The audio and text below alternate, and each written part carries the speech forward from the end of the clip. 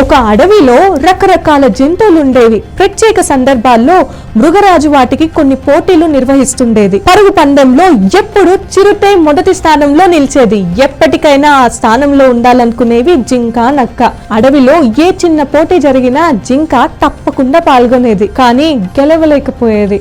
అయినా దాని ప్రయత్నాన్ని ఆపేది మాత్రం కాదు. నక్క మాత్రం చిన్న చిన్న పోటీల్లో పాల్గొనేది కాదు. చిన్న పోటీల్లో పాల్గొంటే ఏం లాభం, చిరుతతో పోటీ పడి గెలిస్తే చాలు అనుకునేది.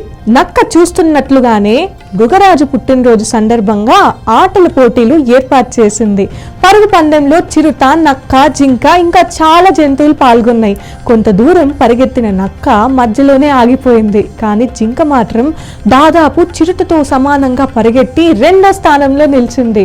అది చూసి నక్క ఆశ్చర్యపోయింది. అసలు ఇది ఎలా సాధ్యమైందని పరుగులో ఎక్కువగా అనుభవం ఉన్న చిరుతని అడిగింది. అప్పుడు అది, నువ్వు పోటీలో పాల్గొనేటప్పుడు తప్ప ఇంకెప్పుడు సాధన చేయవు, చిన్న చిన్న పోటీల్లో అస్సలు పాల్గొనవు. అది గెలవాలనుకున్న వాళ్ళ లక్షణం కానే కాదు. ఎక్కడ ఏ చిన్న పోటీ నిర్వహించినా జింక పాల్గొంటుంది. పోటీలు లేనప్పుడు దానికదే సాధన చేస్తుంది. అదే ఈ రోజు జింకను విజయానికి దగ్గరగా తీసుకొచ్చింది. లక్ష్యం చేరుకోవడానికి వచ్చిన ఏ చిన్న అవకాశాన్ని వదులుకోకూడదు. అప్పుడే మనం గెలవగలం. ఇప్పటి నుంచైనా సాధన మొదలుపెట్టు, నువ్వు కూడా విజయాన్ని సాధిస్తావు అంది. అప్పటి నుంచి అన్ని పోటీల్లో పాల్గొంటూ తనను తాను మెరుగుపరుచుకోవడం ప్రారంభించింది నక్క.